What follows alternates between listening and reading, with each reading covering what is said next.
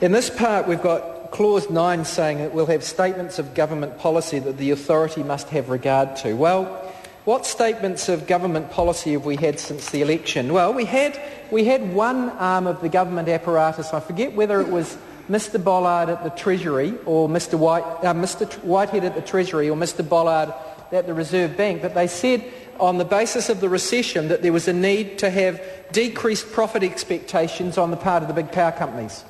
Decreased power expectations on profit expectations on the part of the major infrastructure companies, including, and I think they were named, the power companies.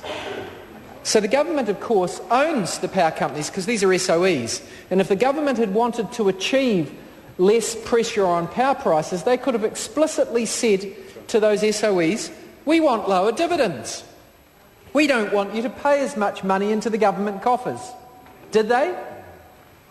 No, they didn't. They didn't. And that shows how hollow their rhetoric is about their desire to control power prices. Because that's all they needed to do.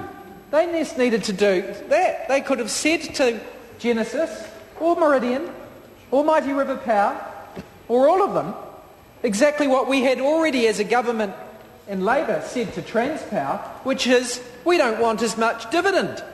And we did do that in the Labour government in respect of Transpower, and the National Party could have done it in respect of the major generators if they wanted to take pressure off power prices. So all this talk about having a statement of government policy that the authority must have regard to when undertaking their functions is not worth a tin of fish. We know that the government had the lever. We know that they had the advisors to government at the highest level, and I'm pretty sure it was Mr. Bollard at the Reserve Bank, from memory, who was saying they needed to take pressure off consumers by not ramping up prices and profits and dividend flows to the government. So the government, they got control of 2/3 to 3/4 of the electricity market.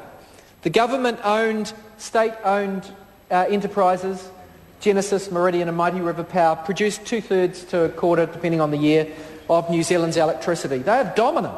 If they cared to use, if they had just directed them that they didn't want as big a dividend, then electricity prices would not have gone up as much. So I still call upon the Minister to take a call and explain how it is that this authority is going to control prices in a way that the existing Commission doesn't.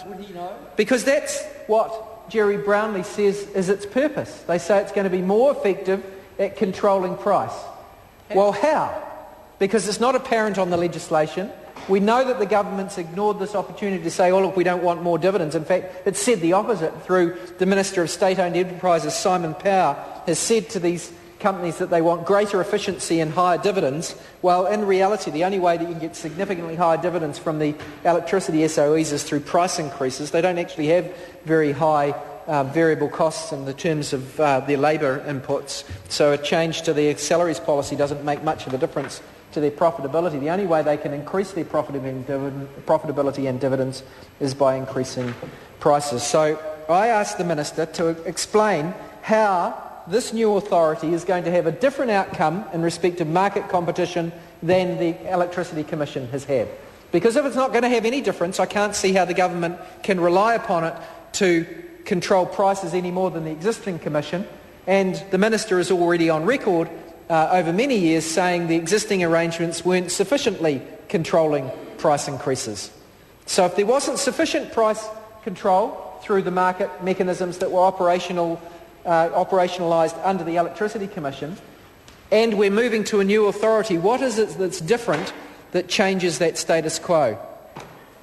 And the answer is, because we won't hear a call from the Minister on this because there is no answer, the answer is there is no change to the powers of the authority compared with the Commission in terms of market outcomes. So I do ask the Chair, though, to stand on his feet and ask the Minister and the Chair to stand on his feet and explain how it is that there are different rules pertaining to the authority that give them more powers than the Electricity Commission had to constrain prices? The answer, of course, is that there are no extra. The answer is that this will not properly constrain price increases.